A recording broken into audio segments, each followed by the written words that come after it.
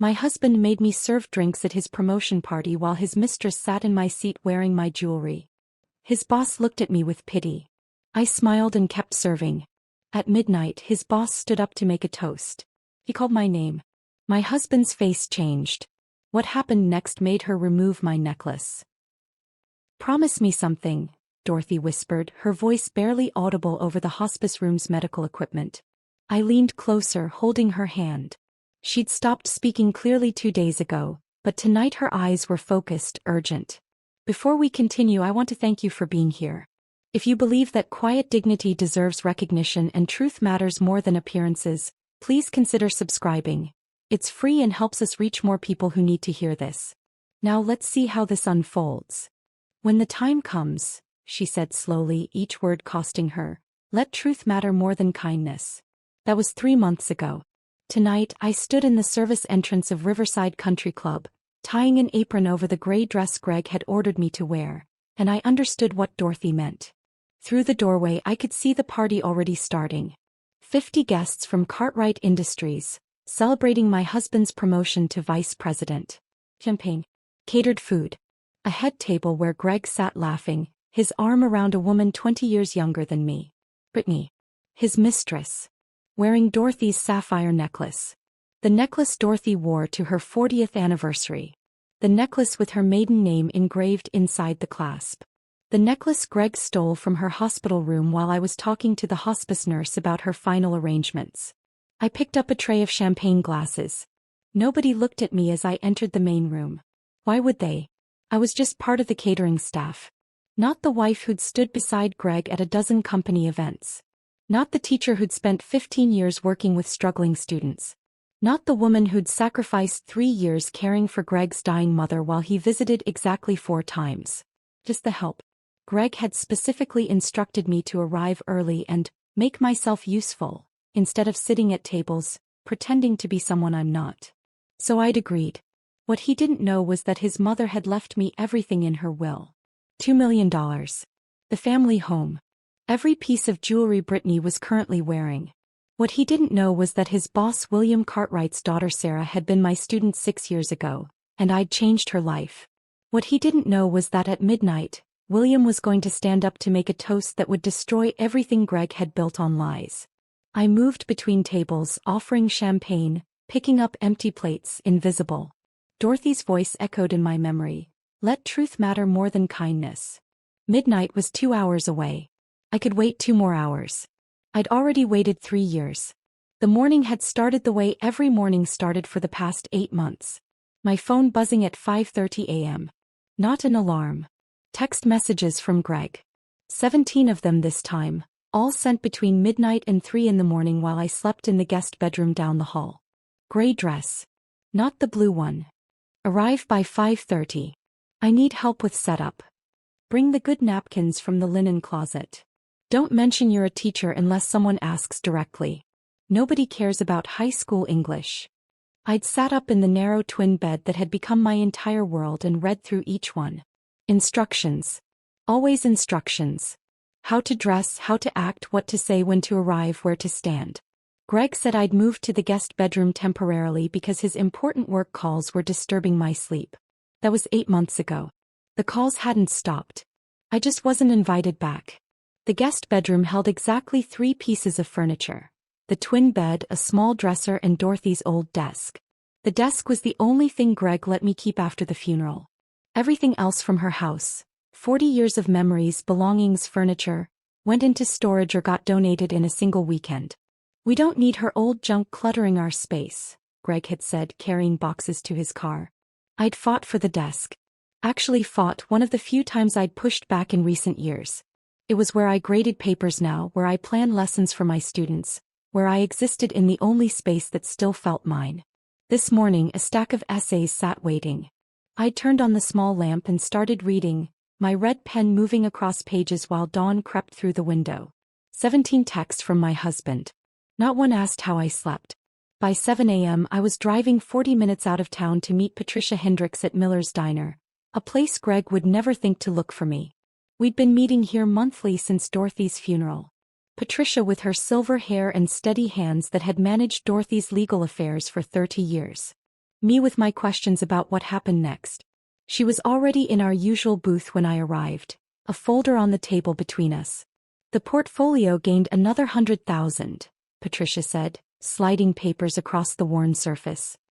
You're at 1.3 million in investments now. I stared at the numbers. They still didn't feel real. The house appraisal came back at 465, she continued, flipping pages. The antique collection, we had it professionally assessed last week, 192. $2 million. Dorothy had left me $2 million and Greg had no idea. She knew what he was, Patricia said quietly. Dorothy watched him treat you like hired help for 3 years while you bathed her, fed her, read to her every night. You know how many times Greg visited his own mother during those final years? 4 times, I said. I'd counted. 4 times. And every visit he asked about money. Asked if she'd updated her will. Asked if everything was in order. Never asked how she felt. Never stayed longer than 20 minutes. I remembered those visits. Greg standing in Dorothy's doorway, uncomfortable, checking his watch. Dorothy would watch him with eyes that had grown sharp even as her body failed. After he left, she'd reach for my hand without speaking. He saw what he was long before I did. Greg received exactly what was in her original will from 1997, Patricia explained. 25,000 and his father's watch collection. Everything else goes to you. It's been yours legally since 3 days after her death. I thought about tonight. About Brittany sitting at the head table wearing Dorothy's jewelry. The sapphire necklace. The diamond earrings that came from Ireland in 1923. The pearl bracelet Dorothy wore to church every Sunday for 43 years. Greg had taken them from her hospital room during those final days. I'd seen him come out with his pockets weighted, his face expressionless. You documented the theft, Patricia reminded me, reading my thoughts. We have photographs of Dorothy's jewelry box before and after. We could press charges. Not yet, I said, the same answer I'd given for 3 months. Dorothy wanted me to choose my own timing. Patricia smiled slightly. She chose well. By 8:15 I was at Lincoln High, unlocking my classroom while the building still echoed with early morning quiet. I started the coffee maker. I kept one for students who showed up without breakfast, which was more of them than anyone wanted to acknowledge. The handmade card sat on my desk where Marcus had left it yesterday.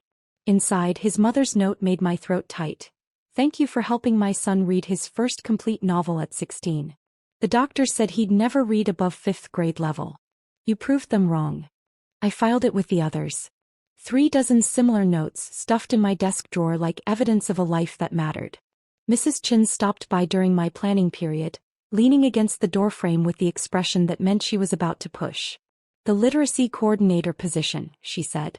Rachel, it's been open for 6 weeks. You're the only person qualified. 12,000 more a year. Greg thinks I'm taking on too much already, I said automatically. Mrs. Chen's disappointment showed in the set of her shoulders. She left without pushing further. At lunch, Jennifer mentioned seeing Greg at Riverside Country Club last week. With a young woman, she said carefully. Wearing really beautiful jewelry. I smiled and changed the subject. I'd known about Brittany for 14 months. Found the first hotel receipt in his car. Then the credit card statements. Dinners at expensive restaurants always charged for 2 people. Then the text messages, increasingly careless. I'd photographed everything. Built a file Patricia said would be devastating in divorce proceedings. By 4 p.m. I was standing in our bedroom, the one I no longer slept in, looking at the gray dress Greg had laid out with military precision. Next to it, a note, minimal makeup. You're there to support, not compete. Support. Not compete. I looked at myself in the mirror. 42 years old. Dark circles under my eyes from 3 years caring for Dorothy. Hair pulled back in the same ponytail I'd worn since Greg told me, women your age look desperate when they try too hard with their appearance. The woman in the mirror looked defeated. My students wouldn't recognize her. I found the bill on Greg's desk. Riverside Country Club. $8,500 for tonight's party. Charged to the credit card he forbid me to use. Funded by my teaching salary that deposited into our account that only he controlled. I thought about the house sitting in my name. The $1 million portfolio growing monthly. Dorothy's gift wasn't just money. It was patience. I dressed in the shapeless gray dress. Applied minimal makeup. Drove to Riverside in my 11-year-old Honda while Greg took his leased BMW. In my purse I carried one small photograph of Dorothy from hospice. The day she made me promise. Now, moving between tables with my champagne tray, I felt that photograph like a talisman against my hip. A woman at table 6 asked for more champagne without looking at my face. I poured. Moved on.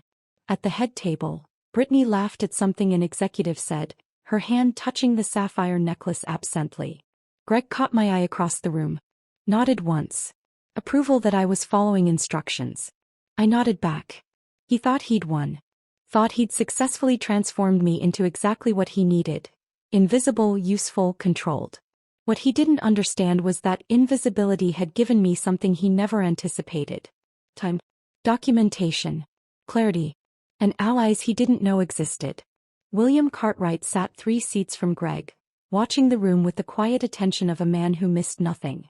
His wife Margaret was somewhere near the back, coordinating with the catering staff. They both knew who I was. They both knew what was coming at midnight. I circulated through the room, collecting empty glasses, refilling champagne, picking up discarded napkins. The perfect servant. Dorothy's voice whispered through my memory. Let truth matter more than kindness. 1 hour and 45 minutes until midnight. I could wait. The service entrance smelled like industrial cleaner and something floral I couldn't identify. I stood there at exactly 5:30 p.m., adjusting the apron over Dorothy's gray dress, while through the propped-open door I could see the main entrance where guests were arriving. Brittany stood there greeting them. She wore emerald green, a cocktail dress that probably cost what I made in a month. Her hair was styled in loose waves that looked effortless but weren't. She laughed at something a guest said, touching their arm with easy confidence. Around her neck, Dorothy's sapphire necklace caught the evening light. Can I help you? I turned. A woman in her 50s with kind eyes and a clipboard stood in the service hallway, looking at me with polite confusion. I'm Rachel Morrison, I said. Greg Morrison's wife. I'm here to help with service tonight.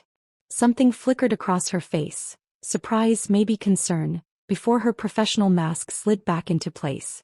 Her eyes went from my face to the apron I'd already tied on, then toward the main entrance where Brittany was laughing with another arriving couple. The calculation was silent but clear. The tired woman in the service entrance versus the radiant young woman greeting guests at the front. Mrs. Morrison, she said carefully, I'm Susan Chin, the event coordinator. I wasn't aware you'd be helping with service. Would you prefer to join the guests? I'm sure we can find you a seat. Greg asked me to help, I said, keeping my voice pleasant. I want to support his evening. Susan studied me for another moment. I could see her deciding whether to push, whether to question, whether to do what was clearly the compassionate thing and insist I join the guests as the wife of the guest of honor. She didn't push. Of course, she said finally. Champagne service is starting now. If you could take a tray and circulate through the main room. She handed me a tray of glasses, each one perfectly positioned, condensation already forming on the stems. I walked through the doorway into soft lighting and conversations already flowing. 50 people filled the room. Executives from Cartwright Industries, department heads, a few clients I recognized from previous company events. I'd been to a dozen parties in this exact space over the years, always standing beside Greg, always introduced as, my wife, the teacher, in a tone that made my profession sound like a cute hobby. Now I moved through the same crowd carrying drinks. Nobody looked at me. Not really.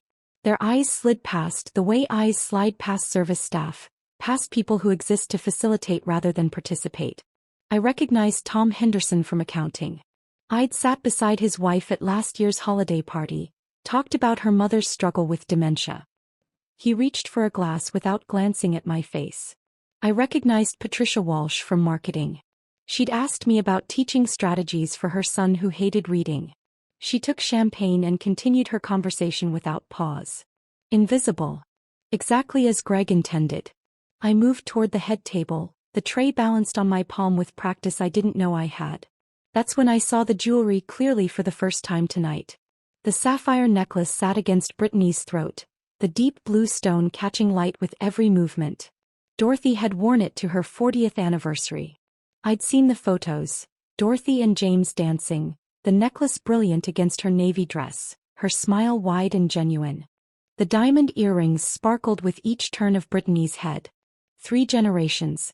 Dorothy's grandmother brought them from Ireland in 1923, sewn into the hem of her coat because she couldn't afford to ship them safely.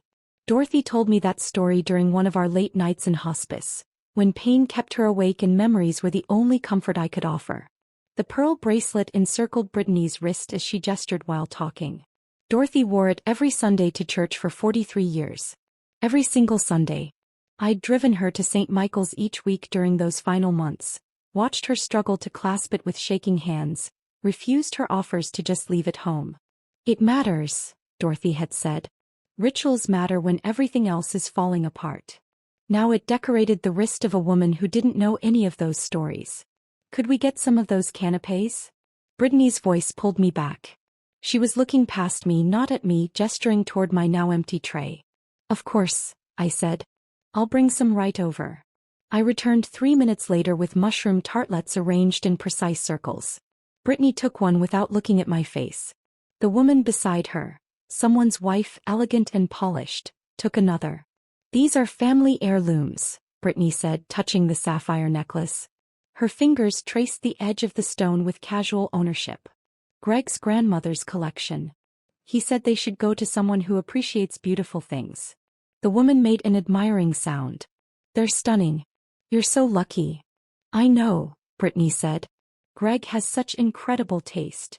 I moved away before my hands could shake. Before my careful control could fracture into something I couldn't take back. In the kitchen, I set down the empty tray and pressed my palms flat against the stainless steel counter. I thought about the photographs on my phone. Dorothy wearing each piece. Dated, documented, backed up in 3 places. I thought about the insurance paperwork Patricia had shown me. Every item listed with serial numbers, provenance, appraisal values. I thought about the repair receipt for the pearl bracelet's clasp, dated last April, signed by me when I'd taken it to Goldstein's jewelry after the clasp broke during one of Dorothy's physical therapy sessions. I thought about Greg entering Dorothy's hospital room during that final week. I need a moment alone with Mom, he'd said. I'd stepped out to talk with the hospice nurse about medication schedules. 20 minutes later, Greg emerged with his pockets weighted differently than when he'd entered. I'd known. Even then I'd known. But I'd said nothing. Documented everything. Waited. More champagne at table 8? Susan appeared beside me, her voice gentle. She saw something in my face because she added, "Are you sure you want to continue? I can have one of the regular staff take over." "I'm fine," I said, picking up a fresh tray. "Thank you." Back in the main room, Greg stood with a cluster of executives near the bar. His hand rested on Brittany's shoulder, brief, proprietary, a gesture that declared ownership to anyone watching. His eyes found mine across the room. He nodded once. Approval. I was doing what he'd asked. Being useful. Staying quiet. Supporting his success from the shadows where I belonged. I nodded back and moved to table 8. Rachel Morrison? The voice came from behind me, warm with recognition. I turned to find an elegant woman in her 60s, silver hair styled simply, wearing a black dress that spoke of quiet wealth. "Yes," I said, uncertain. "Margaret Cartwright." She touched my arm, her smile genuine. "You taught our Sarah. You changed her life." The world tilted slightly. Margaret Cartwright. William Cartwright's wife. The CEO's wife. "I remember Sarah," I said carefully. "She was a wonderful student. She struggled until she met you." Margaret's eyes held something I couldn't name. Recognition maybe. Or understanding. "You identified her dyslexia when she was a sophomore. Tutored her for 2 years. Helped her apply to architecture school." A man appeared beside Margaret, tall, gray-haired, with the bearing of someone accustomed to authority. "William Cartwright himself. You're the teacher who spent every Tuesday and Thursday after school with our daughter," he said. Not asking. Confirming. "For 2 years. Unpaid." "It was my job," I said quietly. "No." William's voice was firm. "Your job was teaching class. What you did for Sarah was something else entirely. We've been trying to find you for years. Sarah's an architect now. She credits you with her entire career." Margaret's eyes moved from my face to the apron, then across the room to where Greg stood with his arm around Brittany. I watched understanding dawn in her expression. The kind of understanding that passes between women who've learned to read situations other people miss. "Does Greg know you're serving tonight?" Margaret asked, her voice carefully neutral. "He asked me to help." I kept my smile in place. I wanted to support his success.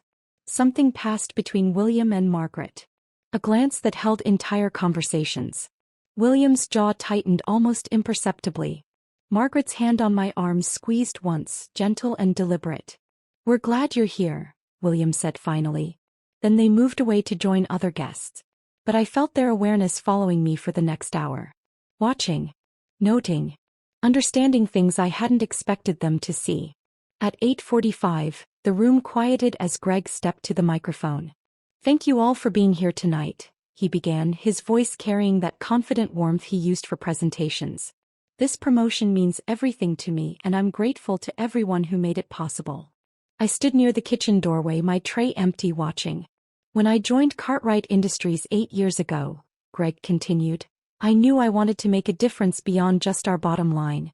I wanted to build programs that gave back to our community, that showed we care about more than profits." He was talking about my programs. The literacy initiative I'd designed during my volunteer work. The partnerships with local schools I'd built over 15 years of teaching. The family support workshops I'd created and facilitated every Saturday for 2 years. "Our community outreach programs have transformed how people see this company," Greg said. "We've partnered with 12 local schools, provided resources for 73 families, created pathways for students who might otherwise fall through the cracks. Every number came from my grant applications. Every success story was a family I'd worked with personally. These partnerships didn't happen overnight," he continued. "They required vision, dedication, and genuine commitment to making a difference."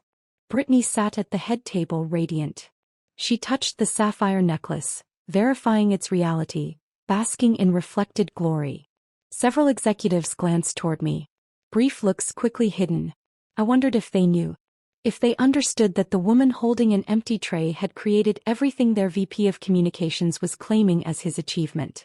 "I want to thank everyone who supported this journey," Greg concluded. "Your faith in me means everything." Applause filled the room. Warm. Genuine. Deserved by someone, just not by the man receiving it. I set down my tray and walked to the bathroom on legs that felt distant from my body. The mirror showed me exactly what I expected. The invisible woman. The erased wife. The teacher whose impact mattered so little that her own husband could steal credit for her work and receive applause for it. I gripped the edge of the sink and finally let myself feel it. The weight of complete erasure. The reality of standing in a room full of people while being fundamentally unseen. Dorothy's voice whispered through my memory, "Let truth matter more than kindness." I straightened. Smoothed my dress. Checked my reflection one more time. Then I walked back into that room with the dignity Dorothy had spent 3 years teaching me to carry. I returned to the main room with my shoulders straight and my expression carefully neutral. The party had shifted into a different gear. Louder voices, looser laughter, the third or fourth round of drinks lowering inhibitions and raising volume. I picked up a fresh water pitcher from the service station and moved between tables, refilling glasses that didn't really need refilling, staying busy, staying invisible. That's when I heard Brittany's voice cutting through the ambient noise. "I honestly don't understand why people waste years in jobs that barely pay rent." I was 2 tables away, my back to her, but her voice carried with champagne-fueled confidence. "Teaching, nursing, social work," she continued, and I could hear the dismissive wave in her tone even without seeing it. "It's almost selfish when you think about it. Choosing low-impact careers that don't contribute to real economic growth." I turned slowly, pitcher still in hand. She sat at the head table with 3 younger executives clustered around her, all of them leaning in like she was sharing profound wisdom instead of casual cruelty. Her fingers touched the diamond earrings. Dorothy's diamond earrings. Absently, unconsciously, the way you touch something you've worn so often you forget it's there. One of the men laughed. "My sister teaches elementary school. Makes $38,000 a year and complains constantly." "Exactly," Brittany said, warming to her subject. "Greg always says people who complain about teacher pay chose the wrong profession. If they wanted respect, they should have pursued careers that actually require strategic thinking." Strategic thinking. My hand trembled slightly as I approached their table. Just slightly. Just enough that when I poured water into the glass nearest Brittany, a single drop spilled onto the white tablecloth. Brittany glanced up. For one brief moment our eyes met. Something flickered across her face. Not recognition, she still didn't know who I was, but maybe uncertainty. Maybe a glimmer of awareness that her words had landed somewhere they shouldn't have. Then she looked away, returning to her conversation. I moved to the next table with my water pitcher in my trembling hands. I thought about the 37 thank you notes in my desk drawer at school. Parents whose children learned to read because I stayed late every Tuesday. Families who cried when their kids passed standardized tests everyone said they'd fail. I thought about Marcus's mother at last month's parent-teacher conference, tears streaming down her face when I showed her his essay on To Kill a Mockingbird. 3 pages of complex analysis from a boy who couldn't read a full sentence 2 years ago. You gave him his future, she'd whispered. Low-impact career. I thought about my master's degree in special education, completed online at 2 a.m. while Dorothy slept fitfully in the next room, while Greg slept soundly in our bedroom, while I survived on 4 hours of rest and determination. I thought about the certification programs I'd paid for myself. Learning disabilities specialist, reading intervention strategies, trauma-informed teaching practices, because Greg said professional development was wasting money on a dead-end career. Strategic thinking. I wondered if Brittany knew that the jewelry she wore with such casual entitlement had spent 40 years on the body of a woman who understood that impact can't be measured in salary. That Dorothy had valued service over status so deeply that she'd left everything to a teacher and almost nothing to her own son. Probably not. Rachel. I turned to find Margaret Cartwright standing in the hallway near the kitchen entrance, clearly waiting for me. Not asking. Waiting. I set down the water pitcher and followed her to a quiet corner near the coat check, away from the party noise and wandering guests. Margaret's face held an expression I'd seen before, on parents whose children I'd helped, whose families I'd impacted. Protective anger. The kind that rises up on behalf of someone who can't protect themselves. Patricia Hendricks is my closest friend, Margaret said without preamble. The words hit me like a physical thing. Patricia. Dorothy's attorney. The woman I'd been meeting monthly at a diner 40 minutes from town. She handles William's personal legal matters, Margaret continued, her voice low and steady. She mentioned a case that troubled her deeply. A woman who sacrificed years caring for her dying mother-in-law while the son neglected his own mother.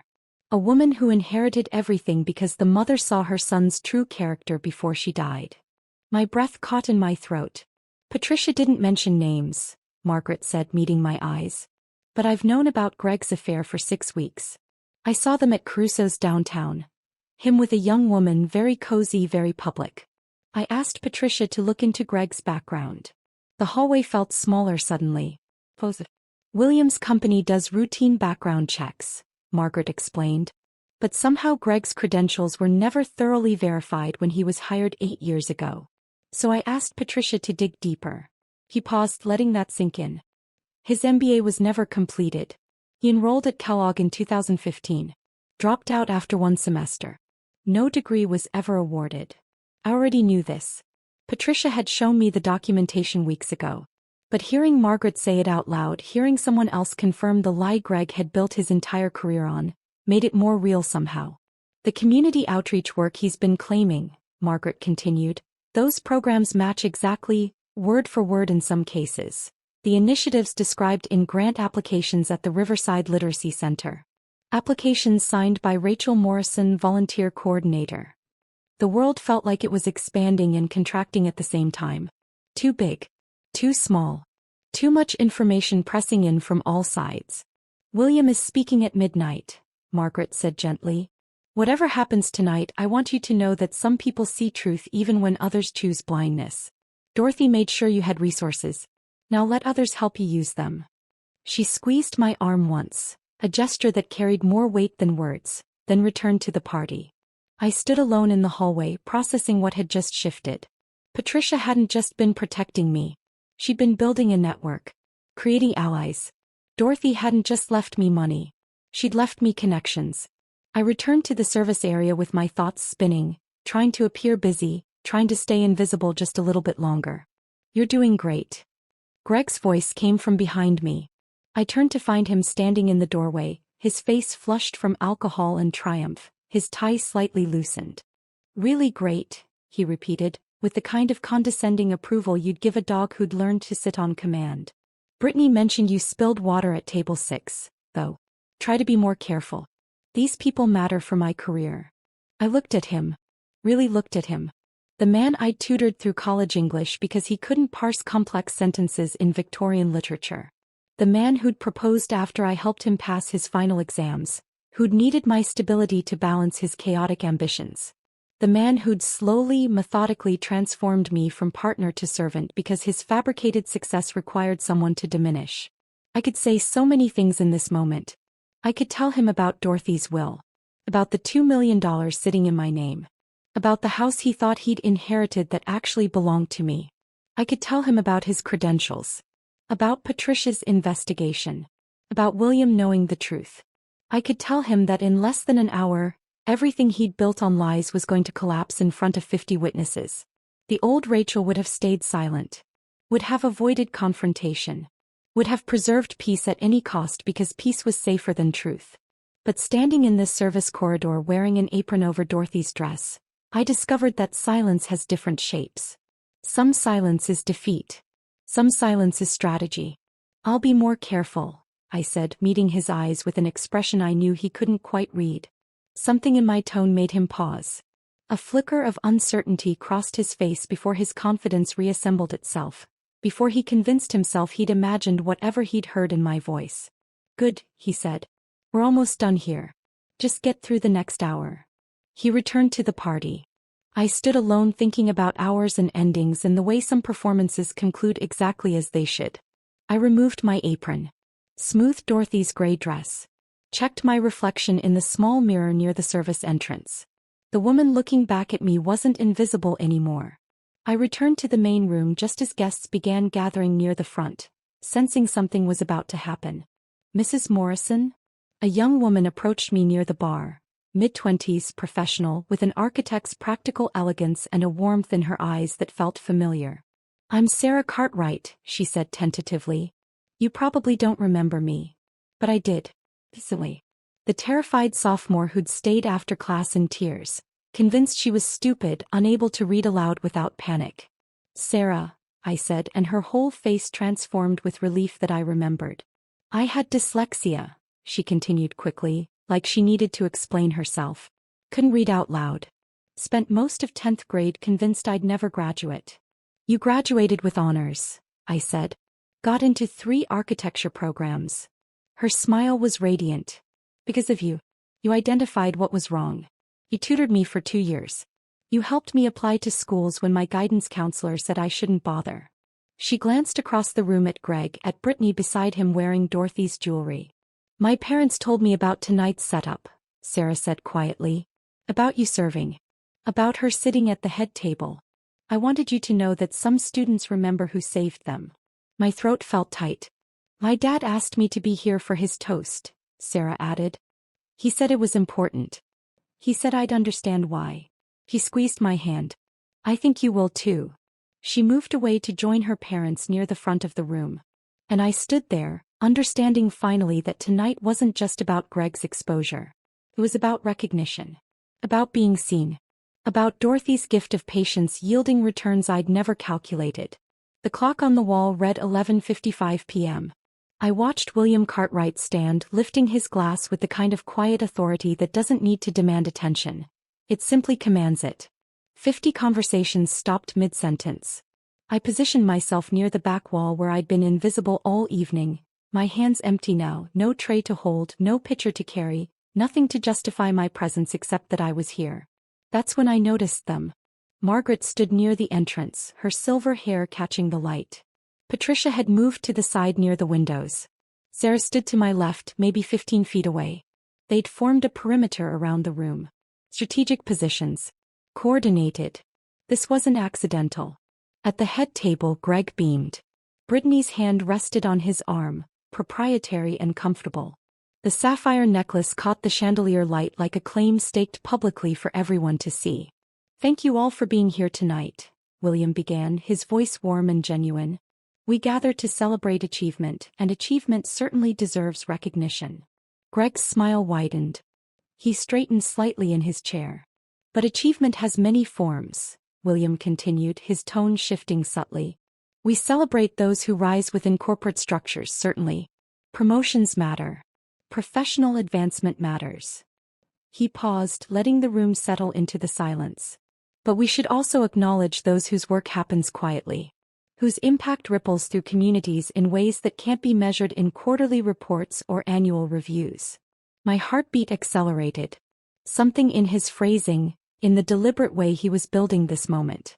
Before we toast Greg's professional advancement, William said, I want to share a personal story about education's transformative power. The room had gone completely still. 50 people leaning in slightly, curious where this was heading. Greg's expression showed pleased anticipation. He thought this prologue served his glory. That William was building toward praising him. Brittany adjusted the diamond earrings. Dorothy's diamond earrings, preening slightly. And I understood with sudden crystalline certainty that the next 10 minutes were going to dismantle everything Greg had built. My daughter Sarah, William said, gesturing toward where she stood, struggled through elementary and middle school. Sarah stepped forward slightly, her face showing emotion carefully controlled. Teacher said she wasn't trying hard enough, William continued, his voice thickening. That she was lazy. That she'd never succeed academically. By sophomore year she believed them. I remembered that girl. Terrified. Convinced she was broken. She was failing English, William said. Convinced she was stupid. Planning to drop out at 16. The room was so quiet I could hear my own breathing. Then she met a teacher who saw what others missed. My throat tightened. A teacher who spent her planning period researching dyslexia. Who stayed after school twice a week for 2 years. Unpaid, tutoring Sarah. Teaching her to advocate for herself. Helping her discover that her brain wasn't broken, just different. I remembered those afternoons. Sarah crying over words that wouldn't make sense. The breakthrough moment when she read an entire page without stopping. The college acceptance letter we opened together in my classroom. That teacher never asked for recognition, William said, his eyes scanning the room. Never sought credit. She did the work because she believed one student's life mattered. His gaze found mine across the distance. Today, Sarah is a licensed architect specializing in accessible design. She's helped create learning spaces for thousands of students with disabilities. Her entire career exists because one teacher cared enough to see beyond test scores. The room shifted. People turning slightly, following William's eyeline, trying to figure out who he was talking about. Rachel Morrison, William said clearly, would you please come forward? The floor felt unstable beneath my feet.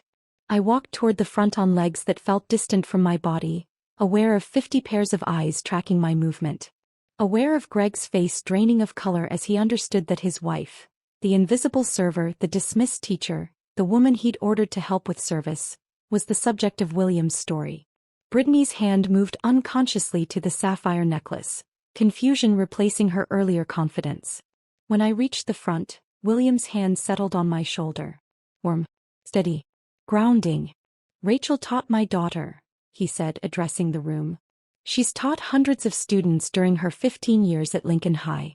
She specializes in identifying learning disabilities that other teachers miss. I could feel the weight of attention. The shift in the room's energy. She volunteers every weekend at the Riverside Literacy Center, William continued, creating programs that have taught 73 adults to read in the past 3 years. His voice hardened slightly. Just slightly. But enough. Some of you in this room may recognize those programs. Greg had gone very still. They've been featured in Cartwright Industries' community outreach presentations. They've been cited in our corporate social responsibility reports. They've helped secure client contracts by demonstrating our commitment to education. The silence felt like pressure building. Those programs, William said clearly, were created by Rachel Morrison. Not by our marketing department. The partnerships with local schools, the tutoring initiatives, the literacy workshops. All Rachel's work. Documented in grant applications she submitted years before Cartwright Industries claimed partnership credit. The room's energy shifted instantly. Executives glancing at Greg. Confusion. Dawning understanding. Discomfort. Greg's face had gone from pale to gray. I asked Rachel here tonight, William said, his hand still on my shoulder, because her husband Greg is being recognized for community outreach achievements. It seemed appropriate that the woman who actually created those achievements should be present. Brittany had removed her hand from Greg's arm. Margaret Cartwright rose from her position near the entrance, moving to stand on my other side with the bearing of someone accustomed to charitable leadership, to making announcements that mattered. My husband and I, Margaret said, her voice clear and firm, have established the Dorothy Morrison Memorial Education Initiative. Dorothy's name. Spoken publicly. In front of 50 people. In front of Greg. A $500,000 endowment, Margaret continued, dedicated to identifying and supporting students with learning disabilities in our school district. My knees felt weak. The amount. The purpose.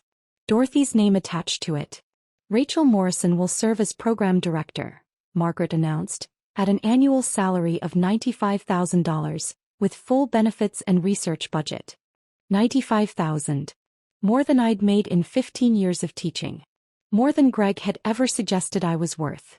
Dorothy Morrison, Margaret said, and something in her voice made the room lean in, spent her final years watching her son neglect his mother while his wife provided care with extraordinary devotion. Greg's face showed something close to panic now. She witnessed Rachel sacrifice career advancement, personal time, and her own well-being to ensure Dorothy's final months had dignity. I could feel tears threatening but refused to let them fall. Dorothy told me personally, Margaret said, looking directly at Greg, 6 weeks before her death, that Rachel was the daughter she wished she'd had. The silence was absolute. This foundation will employ 4 full-time specialists, Margaret concluded. It will provide free testing and tutoring. It will partner with schools across 3 districts. It launches January 2nd. Rachel's letter of acceptance is already signed. She paused, then added with pointed precision. We trust Cartwright Industries will support this initiative, given your documented commitment to education outreach. The implication hung in the air. The challenge barely veiled. Greg sat frozen at the head table. Brittany had shifted away from him slightly, her body language suddenly uncertain. Around the room, executives were exchanging glances. Quiet conversations starting. The energy completely transformed from celebration to something else. Something that felt like accountability arriving uninvited to a party that had been built on convenient fiction. William's hand squeezed my shoulder once. Dorothy Morrison left a remarkable legacy, he said to the room. Not just in resources but in recognizing where real value lies. In people who serve quietly. Who sacrifice without seeking credit. Who understand that impact can't be measured in quarterly reports. His eyes found Greg's across the distance. Some legacies are built on truth, William said. And some are built on borrowed glory. The distinction was clear. The judgment was implicit. And standing there between William and Margaret, with Sarah watching from the side and Patricia near the windows, I understood that Dorothy hadn't just left me money. She'd left me allies. She'd left me protection. She'd left me a way forward that I couldn't have built alone. Before Greg could respond, before he could formulate whatever defense or deflection was forming behind his panic-stricken eyes, another woman stood. Patricia Hendricks. She rose from a table near the back with the deliberate composure of someone who'd spent 3 decades practicing estate law, whose silver hair and steady bearing carried authority that didn't need to announce itself. I'm Patricia Hendricks, she said, her voice cutting through the charged silence. Dorothy Morrison's attorney for 31 years. I handled her estate after her death 3 months ago. I watched Greg's face cycle through emotions like pages turning too fast. Confusion. Why was his mother's lawyer here? Calculation. What did this mean for him? Then creeping horror as understanding began to dawn. Dorothy Morrison changed her will 6 months before her death, Patricia said, each word precisely measured. After her Parkinson's diagnosis made clear she had limited time remaining. Greg's hands gripped the edge of the table. She was mentally sound, Patricia continued. I had 3 physicians document her capacity. Her instructions were explicit. Patricia removed a folder from her bag. The same folder I'd seen across diner tables for 3 months. The gesture was somehow both theatrical and matter-of-fact. The movement of someone who'd done this 1,000 times but understood the weight of this particular moment. Greg Morrison inherited $25,000 and his father's watch collection, Patricia said clearly. Items specified in Dorothy's original will from 1997. The remainder of the estate, including the family home valued at $465,000, the investment portfolio currently worth $1.3 million, and all personal property, was left entirely to Rachel Morrison. The room erupted. Not loud, exactly, but the sudden rush of whispered conversations created a wall of sound that felt deafening. Greg stood abruptly, his chair scraping against the floor, nearly tipping backward. "That's impossible," he said, his voice too loud, his control fracturing visibly. "My mother left everything to me. I've been managing the estate since she died. I've been handling everything." "You've been managing what you believed was your inheritance," Patricia said, her expression unchanged, professional. "The estate was never in your name, Greg. Rachel hasn't claimed anything yet because I advised her to wait until certain matters resolved themselves." The implications settled over the room like a physical weight. Greg had been living in a house that wasn't his, managing money that didn't belong to him, giving away jewelry he had no right to touch. Patricia's gaze shifted to Brittany, who had instinctively covered the sapphire necklace with her hand, her face draining of color. "Those pieces you're wearing," Patricia said, her tone still professional but carrying an edge now. "The sapphire necklace, the diamond earrings, the pearl bracelet, they belonged to Dorothy Morrison. They're listed specifically in her will as part of the estate bequeathed to Rachel Morrison." Brittany's hand trembled against the necklace. "We have detailed descriptions," Patricia continued. "Serial numbers engraved inside the settings. Insurance documentation. Photographs from Dorothy's personal collection showing her wearing each piece over 40 years. She looked at Greg. "Those items were removed from Dorothy's room during her final hospitalization. Rachel documented their theft but chose not to pursue charges immediately, believing family matters should be resolved privately." "Greg said they were gifts," Brittany stammered, her hands fumbling with the necklace clasp.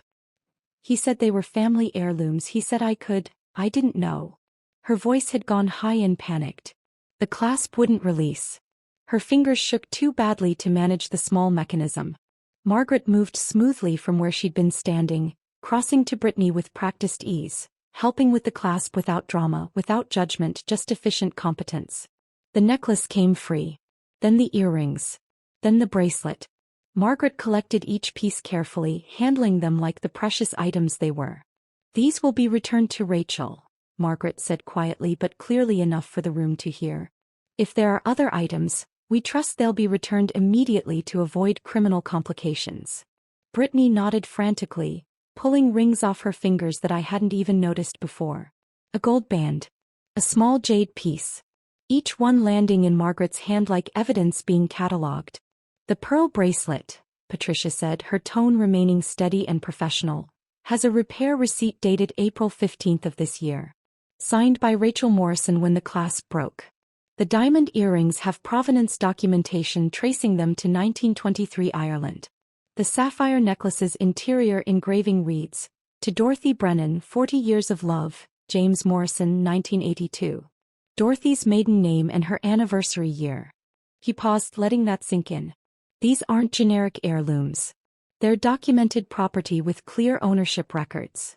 William Cartwright reclaimed the floor, his earlier warmth completely replaced by corporate authority.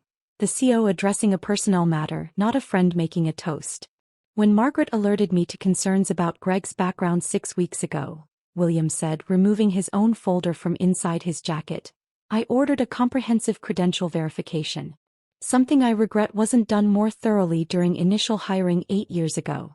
Greg's face had gone from gray to almost green. Greg Morrison's resume claims an MBA from Kellogg School of Management, completed in 2015, William said, reading from the folder. "Our verification found enrollment records for 1 semester in 2015. Withdrawal documented in December of that year. No degree was awarded." "I can explain," Greg started.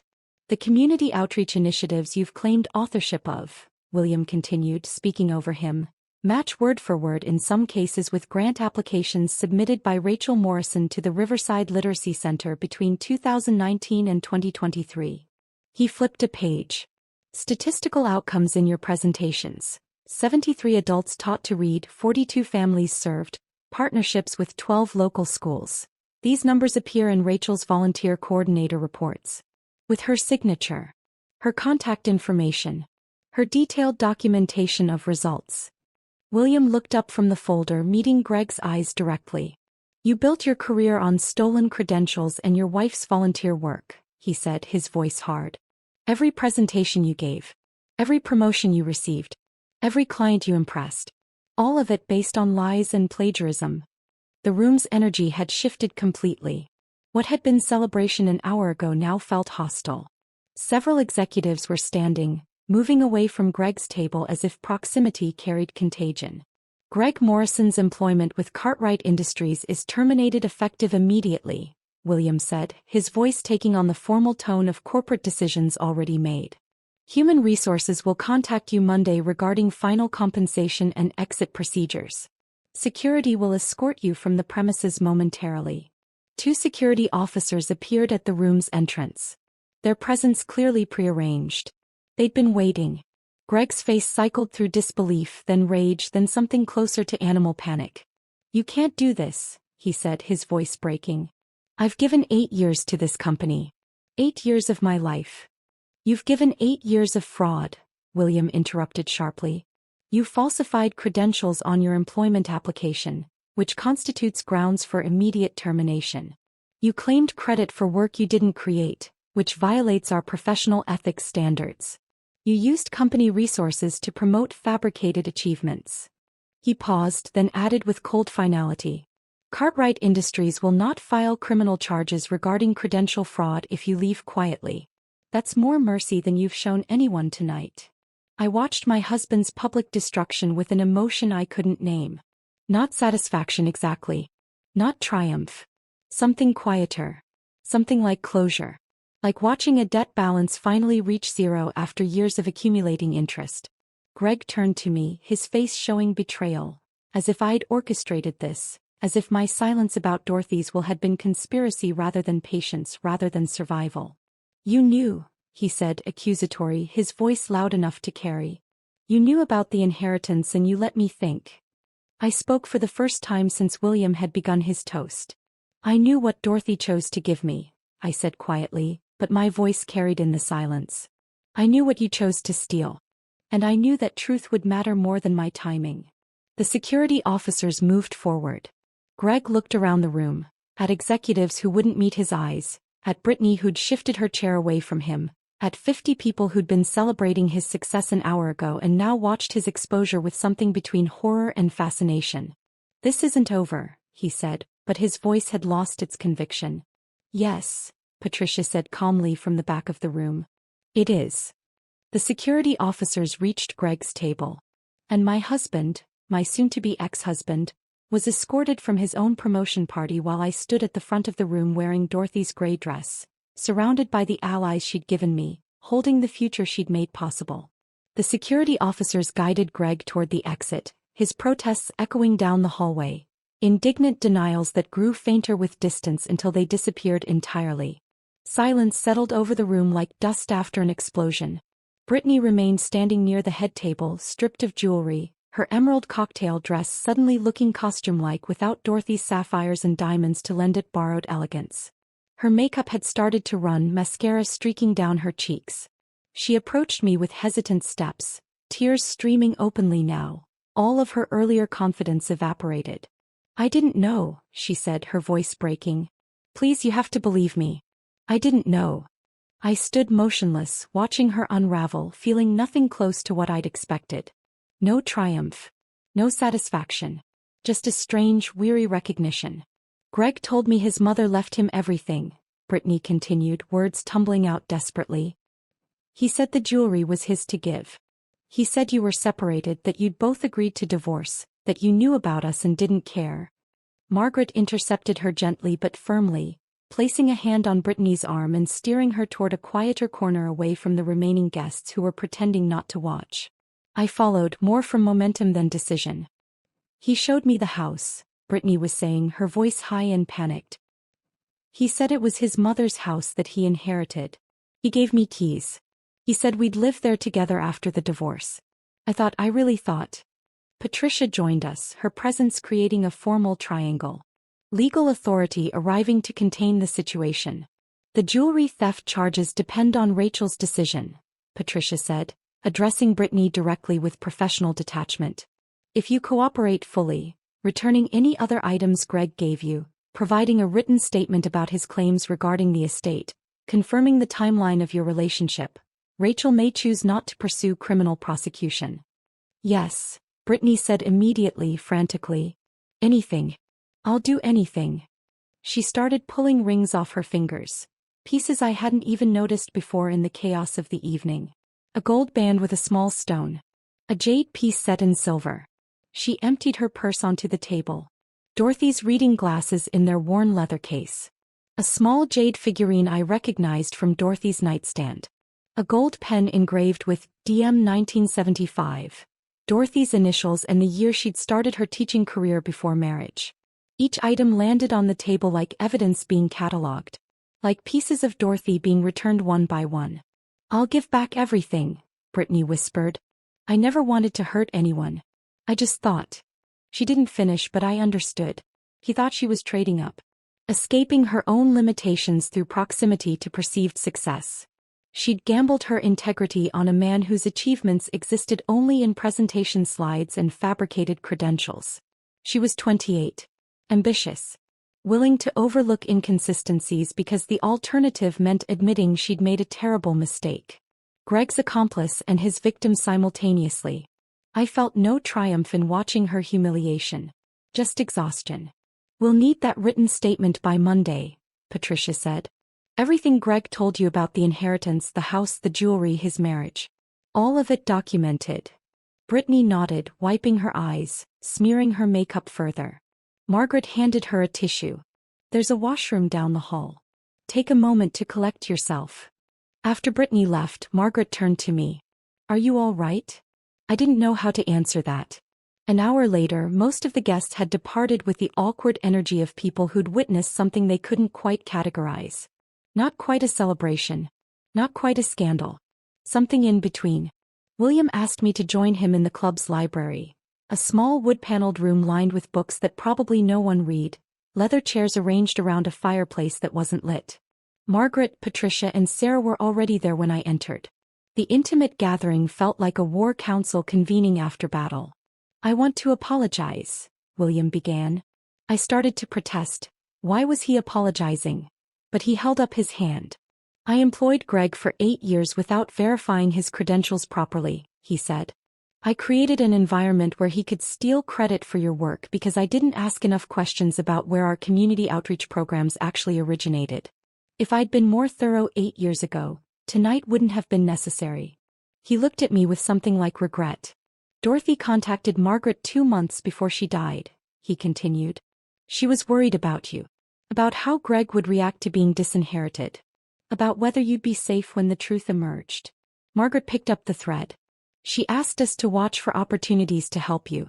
To create distance between you and Greg before the inheritance became public knowledge. I absorbed this slowly. Tonight hadn't been spontaneous. Dorothy's protection had extended beyond financial security into strategic allies, coordinated intervention, carefully timed revelations.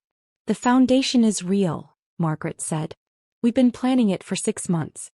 But we specifically wanted Greg's promotion party as the venue for the announcement.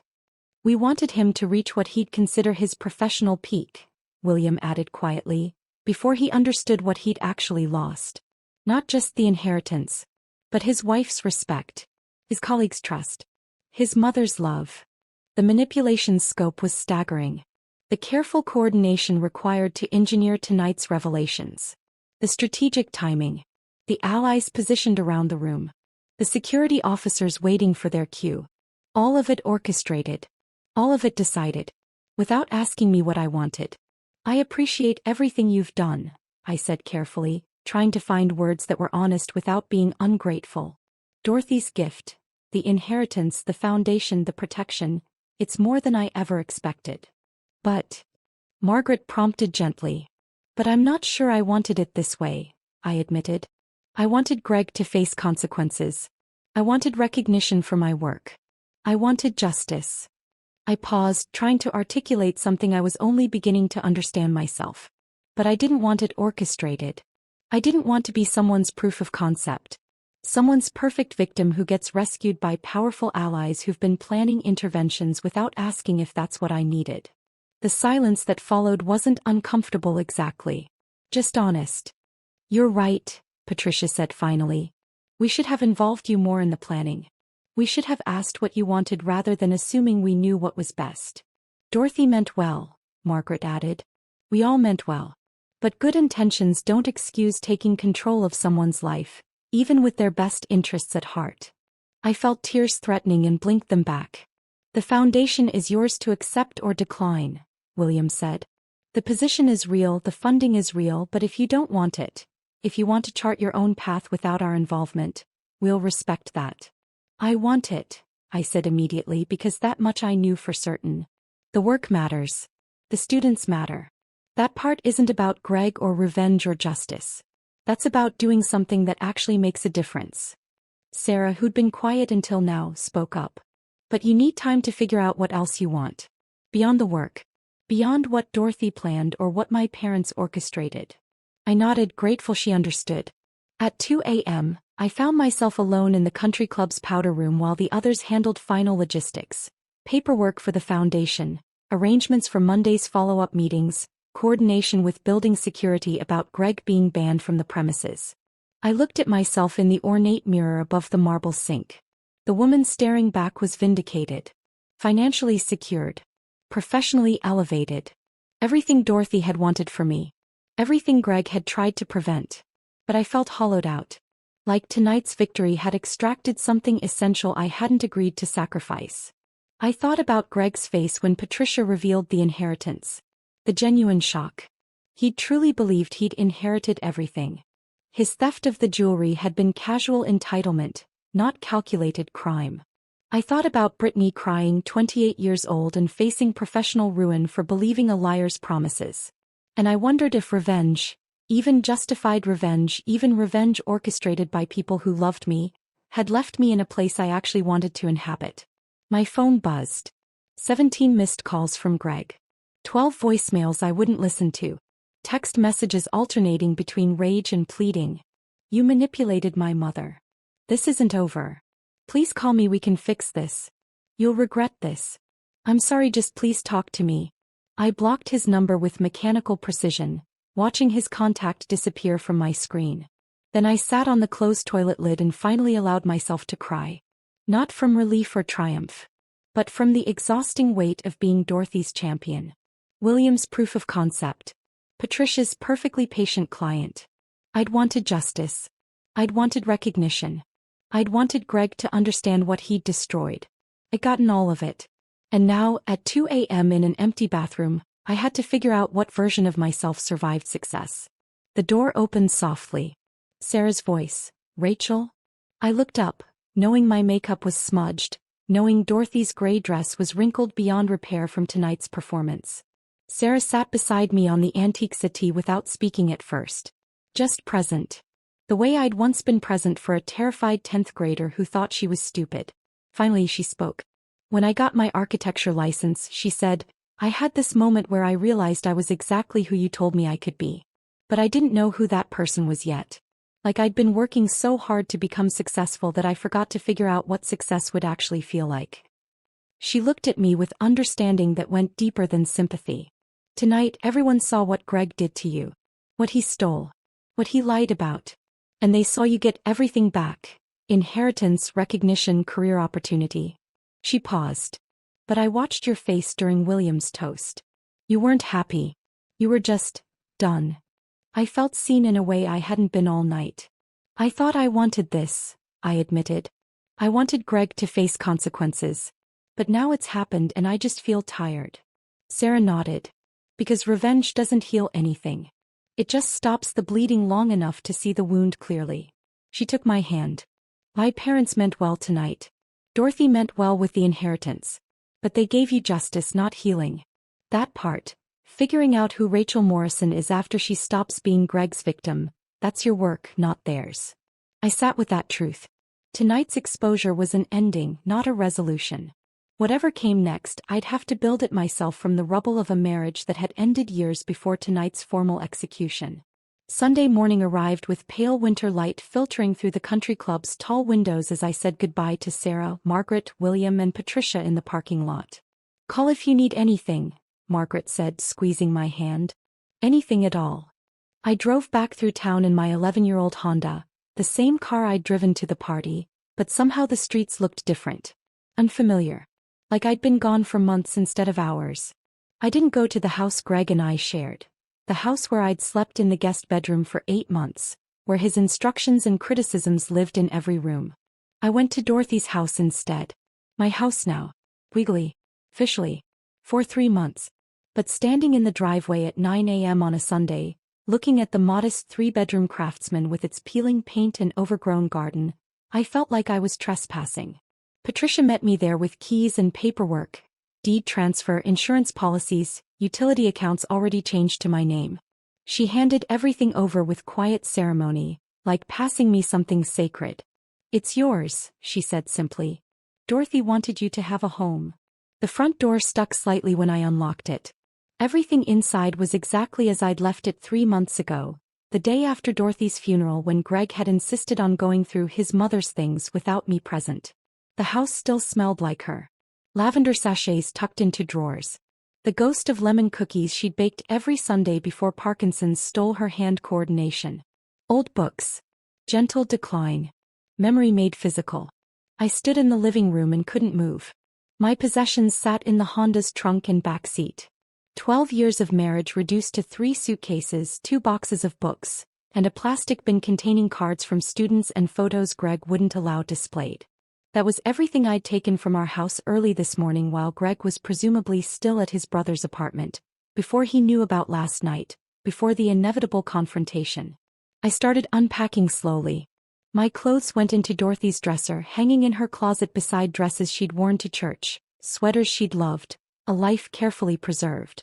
My toiletries lined up in her bathroom. My books stacked on her shelves.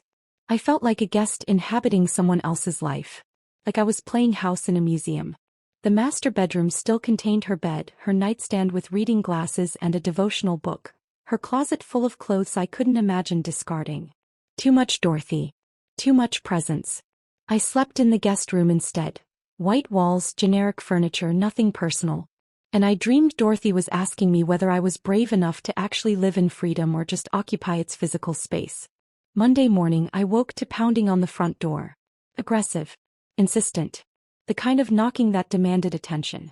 I checked my phone. 6:07 a.m. Greg's voice came through the door loud enough to carry down the street. "Rachel, open this door. This is my mother's house. You can't keep me out of my own house." I stood in the hallway, heart pounding, and pulled out my phone to record. "This house belongs to me," I said through the door, keeping my voice steady. "You're trespassing. Leave or I'll call the police. You manipulated my mother." Greg shouted, his voice cracking with rage. "You conspired with her lawyer to forge documents. You seduced my boss to target me. You destroyed my career." Each accusation more desperate than the last. Through the window I could see neighbors emerging onto porches. Mrs. Patterson across the street. The Johnsons 2 doors down. All watching. "I'm calling the police," I said, already dialing the non-emergency line. "This isn't over." Greg yelled. "You think you can steal everything from me? You think you can just—" "Police non-emergency," the dispatcher answered. I described the situation calmly while Greg continued shouting. Gave the address. Confirmed I was safe inside but wanted him removed from the property. "An officer will be there in 15 minutes, the dispatcher said. I waited, phone still recording, while Greg's shouts deteriorated into incoherent rage mixed with pleading. The neighbors watched. The morning grew brighter. And I stood inside Dorothy's house. My house. Refusing entry to the man who'd spent 12 years teaching me to make myself smaller. The patrol car arrived 14 minutes later. Officer Martinez, young, professional patient, listened to both of us. Checked the deed documentation I provided. Issued Greg a warning about harassment. "If he returns or contacts you again," Officer Martinez said, handing me a card with a case number, "you should consider a restraining order." After they left, Greg driven away by his brother who'd arrived to collect him. I sat on Dorothy's porch shaking from adrenaline. But beneath the shaking was something else. Something unexpected. I'd refused Greg entry. Called the police on my own husband. Enforced boundaries with legal intervention instead of accommodation. For 12 years I'd absorbed his demands, minimized my needs, maintained peace at any cost. This morning I'd chosen differently. The line between victim and agent had shifted slightly. Patricia called at noon. I'm filing for a temporary restraining order. We have enough documentation. The harassment, the jewelry theft, the financial control patterns. Can you come to my office at 2? By 5 p.m. the temporary order was approved. Greg would be served at his brother's apartment. 500 feet minimum distance from me, my home, my workplace, my vehicle. No contact by any means. I felt the protection as both relief and loss. I'd wanted boundaries, not warfare. But apparently warfare was required to establish boundaries with men who'd never recognized them. Tuesday I returned to Lincoln High for the first time since the party. Walking into my classroom felt surreal, like returning to a life I'd left years ago instead of days. Flowers sat on my desk. A beautiful arrangement with a card. Thank you for transforming my life when I thought I was hopeless. With gratitude, Sarah Cartwright. My students would see them. Would ask questions. Would know something significant had happened. Jennifer found me during morning break. Rachel, I'm so sorry. I saw them together months ago and I should have said something more direct. I should have. It's okay, I said, meaning it. You couldn't have changed anything. Mrs. Chun called me to her office at lunch. Not for reprimand, for coffee and quiet conversation about what I needed. Time off. Modified schedule. Counseling referrals. The literacy coordinator position is still available, she said carefully. But maybe that conversation waits until you're ready. I taught 3 classes that day with reduced capacity, my mind fractured between present students and last week's exposure. But I found unexpected grounding in the routine. Lesson plans. Guiding struggling readers through complex texts. Work that mattered regardless of personal chaos. My AP English students gave me a card signed by all 23 of them. Best teacher ever. We're proud of you. They didn't know details. Just rumors about dramatic party events. But their loyalty touched something raw. After school, Marcus stayed behind. The dyslexic junior whose thank you note from his mother had sat on my desk last Friday morning. A lifetime ago. Ms. Morrison, he said shyly, my mom wanted me to tell you that whatever you're going through, you're the bravest person we know. I cried. In front of a student. For the first time in 15 years. And Marcus awkwardly patted my shoulder, understanding that sometimes adults need the same grace he'd received when he couldn't read aloud without panic. Thursday evening, I drove to William and Margaret's home for my first planning meeting for the Dorothy Morrison Memorial Education Initiative. Their house was elegant but comfortable, built-in bookshelves overflowing with actual books people actually read, family photos showing Sarah's progression from struggling teenager to confident architect, furniture chosen for comfort rather than display. Also present, 2 special education consultants, the Riverside Literacy Center director, and a grant writer named Amanda who'd helped Margaret establish the foundation's legal structure. For 2 hours we discussed vision. Free comprehensive testing for students K-12 showing signs of learning disabilities. Small group tutoring 5 afternoons weekly. Parent education workshops. Teacher training on recognition and accommodation strategies. The budget allowed for 4 full-time staff initially. My director position focused on program development and community partnership. It was everything I'd dreamed about during late nights grading papers. During conversations with frustrated parents whose children fell through system cracks. During volunteer hours that Greg dismissed as hobby rather than calling. But sitting in Margaret's living room discussing my $95,000 salary, more than I'd earned in 15 years of teaching, I felt imposter syndrome settle like weight on my chest. I'm a teacher, I said quietly during a pause in the conversation. I don't have nonprofit management experience. Foundation leadership background. Are you certain I'm qualified? Margaret's response was immediate and firm. You're qualified because you've done this work for free for 15 years with no support. Now you'll do it with resources, staff, and institutional backing. That's not a different job. That's the same job done properly. William added, Sarah struggled until you intervened. How many other Sarahs are sitting in classrooms right now, convinced they're stupid, headed toward dropping out? This foundation exists because you proved one teacher can change trajectory. Now you'll train others to replicate that impact. I absorbed this, understanding finally what accepting Dorothy's gift actually meant. Not just receiving money or recognition or career advancement, but accepting responsibility for multiplying it.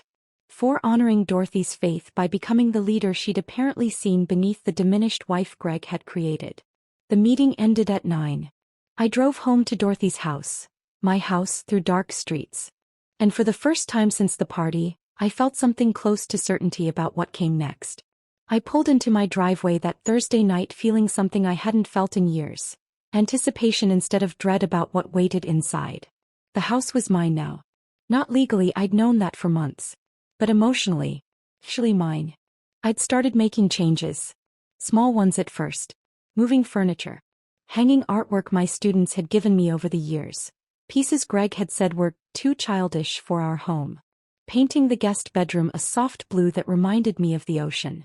And I'd finally moved into the master bedroom. Dorothy's bed. Dorothy's nightstand. Dorothy's closet where I'd carefully packed her clothes and donated them to the church thrift shop she'd loved, keeping only a few pieces that still carried her scent. Felt like permission. Like she was saying it was okay to actually live here instead of just occupying space. January 2nd, the Dorothy Morrison Memorial Education Initiative opened its doors. The renovated storefront sat 2 blocks from Lincoln High, close enough that I could see my old classroom windows from our front entrance. 2 large tutoring rooms with natural light and comfortable furniture. A testing office with assessment materials and one-way observation glass. A small library stocked with audiobooks and assistive technology. A parent resource center with coffee and information and the kind of welcome that said, "You're not alone in this." I hired carefully over December. 2 special education specialists with master's degrees who understood that credentials meant nothing without compassion. A bilingual family liaison named Maria who'd grown up with undiagnosed dyslexia and knew firsthand what we were trying to prevent. A program coordinator named James who handled logistics while I focused on the educational design that had lived in my head for 15 years. Our first month we served 18 students. By March we were at capacity with 47 students and a waiting list that grew daily.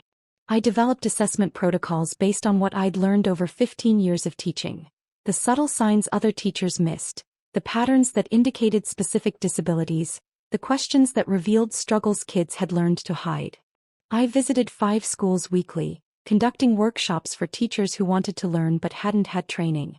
Building relationships with counselors who needed somewhere to send families when they recognized problems beyond their capacity to address. The local newspaper ran a feature in February, New Foundation Honors Teacher's Legacy. They mentioned Dorothy's gift, William's founding donation, my expertise. They didn't mention Greg. He'd become absence. A footnote erased from the narrative. Exactly as he'd tried to erase me. Parents started showing up with children who reminded me of younger Sarah. Bright kids convinced they were failing. Terrified teenagers who'd learned to hide their struggles so well even their parents didn't know. Families desperate for help they couldn't afford. One mother, her name was Christine, cried during our intake interview when I explained that dyslexia wasn't stupidity, just different neurological processing. "Nobody ever told us that," she whispered, holding her son's hand. "They just said he needed to try harder. That he wasn't applying himself." Her son was 10. Already convinced he was broken. I thought about being married to a man who'd told me I needed to try harder at being acceptable. At being less embarrassing. At requiring less space. And I understood that the work I was doing now was teaching people to recognize their own worth before someone else's cruelty defined them. The divorce proceedings moved faster than I expected. Patricia had documented everything: Greg's financial control, his affair, the jewelry theft, his fabricated credentials. He had no grounds for contestation beyond desperation. He tried anyway. Filed a claim for partial ownership of Dorothy's estate, arguing that as her son he deserved inheritance regardless of what the will said. The judge reviewed Dorothy's capacity evaluations. 3 physicians confirming she was mentally sound when she changed her will. Read her explicit instructions. Listened to Greg's attorney make arguments even he didn't seem to believe. Dismissed the appeal in under 10 minutes. Greg's attorney, A tired man in his 50s who'd clearly seen this situation too many times, negotiated surrender rather than extended litigation. The final decree awarded me everything I already possessed legally. The house. The investments. The antique collection. Greg received exactly what Dorothy had originally intended: $25,000 and his father's watch collection. Patricia suggested I could ask for alimony. I was entitled, she said, based on the years of marriage and his financial control. I declined. I wanted nothing from Greg except distance. The decree included permanent restraining order terms. No contact. 500 feet minimum distance. Enforceable by law. On a Tuesday in May, I sat in family court while the judge declared my marriage dissolved. I felt neither triumph nor regret. Just completion. Like finishing a book I should have stopped reading years ago but had carried to the end out of habit rather than interest. Outside the courthouse, Patricia congratulated me formally. Then she added something unexpected. Dorothy would be proud of who you've become, she said. Not because of the foundation or the divorce, but because you chose to live like she mattered. Like her gift meant something beyond money. I thought about Dorothy's final months. Parkinson's stealing her speech but leaving her eyes alert.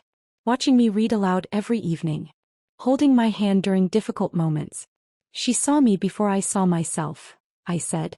Patricia nodded. That's what love does. It witnesses potential before circumstances allow it expression. I learned about Greg's current circumstances through indirect channels. Jennifer mentioning gossip she'd heard. Patricia sharing legally relevant updates when his attorney contacted her about final paperwork. He worked as assistant manager at a sporting goods store 40 minutes away. Made $42,000 annually. Lived in a one-bedroom apartment with furniture from IKEA and minimal belongings. Brittany had left town in February. Took a marketing position in Colorado. Blocked him on every platform. Greg's brother allowed supervised visits with his nephew but didn't invite Greg to family gatherings anymore. His LinkedIn profile no longer claimed an MBA. Listed employment as retail management. Showed no recent activity. I searched for satisfaction in his reduced circumstances and found instead something closer to pity mixed with relief. Pity that he'd destroyed himself through lies he'd apparently believed. Relief that his destruction didn't require my ongoing participation. I wondered sometimes if Greg understood yet what he'd actually lost. Not the inheritance or the career, but the 12 years he'd spent with someone who would have loved him if he'd allowed space for mutual respect. Who would have supported his actual achievements if he'd pursued any. Someone who became his victim only because he'd required an audience for his performance. I suspected he didn't understand. That he narrated himself as victim of conspiracy rather than architect of consequence. But that wasn't my responsibility to teach anymore. My work now involved helping children recognize their strengths before adults taught them to see only deficits. If Greg never learned that lesson about himself, it was a tragedy. But it was his tragedy, not mine. On a Wednesday evening in late June, I sat on my porch. I'd finally started calling it mine instead of Dorothy's. Watching neighborhood kids bike past while dusk settled soft and warm. The house felt inhabited now rather than occupied. I'd hung my own artwork. Rearranged furniture to suit my habits. Planted tomatoes in the garden Dorothy had maintained until Parkinson's made kneeling impossible. The foundation served 83 students now. Had a 12-month waiting list. Employed 6 staff with plans to hire 2 more in September. Sarah Cartwright volunteered Saturdays, using her architecture training to help teenagers visualize spatial concepts. Margaret had secured additional grant funding that would allow expansion into 2 more districts. My divorce was final. My restraining order permanent. My teaching career transformed into something larger but rooted in the same conviction that every struggling learner deserved someone who refused to give up. My phone rang. Jennifer calling about summer plans. Suggesting we visit the new art museum exhibit downtown. I agreed easily, making plans like someone who had time and space and permission to build friendships I'd neglected for 12 years. After the call, I opened Dorothy's journal. I'd found it in her nightstand weeks ago. A leather-bound book containing entries spanning 40 years. Recipes and prayers and observations about ordinary life that felt sacred in their simplicity. The final entry was dated 6 days before Dorothy's death. Rachel will be fine, she'd written in shaky handwriting that showed how much the effort cost her. She has everything she needs now. Resources, allies, and most importantly, she has herself. Greg took many things from her, but he could never take her essential goodness. That survives intact, waiting for the space to grow. I'm leaving her that space. The rest is hers to build. I closed the journal carefully, feeling Dorothy's presence like benediction rather than haunting. And I thought about inheritance's true meaning. Not just money or property, but permission to become fully yourself after years of contraction. I had that permission now. I had space, resources, work that mattered. And I had the quiet evening peace of a woman who'd survived erasure and chosen to reconstruct herself with patience, with dignity, with refusal to become the bitterness that had been done to her. That, I thought, watching fireflies begin their summer dance across the darkening lawn, was vengeance's final form. Not destruction of those who harmed you, but construction of a life so rooted in meaning they became irrelevant to your happiness. Dorothy had known that. And now finally so did I. The fireflies rose higher, their lights blinking against the gathering darkness, each one carrying its own small illumination into the night. I sat on my porch and watched them, and I was content. If this story of quiet dignity and powerful justice had you hooked until the end, hit that like button right now. My favorite part was when William revealed Rachel created all those programs Greg claimed as his own. What was your favorite moment? Drop it in the comments below. Don't miss more inspiring stories like this. Subscribe and hit that notification bell so you never miss an upload. Never miss an upload. Never miss an upload. Never miss an upload. Never miss an upload. Never miss an upload. Never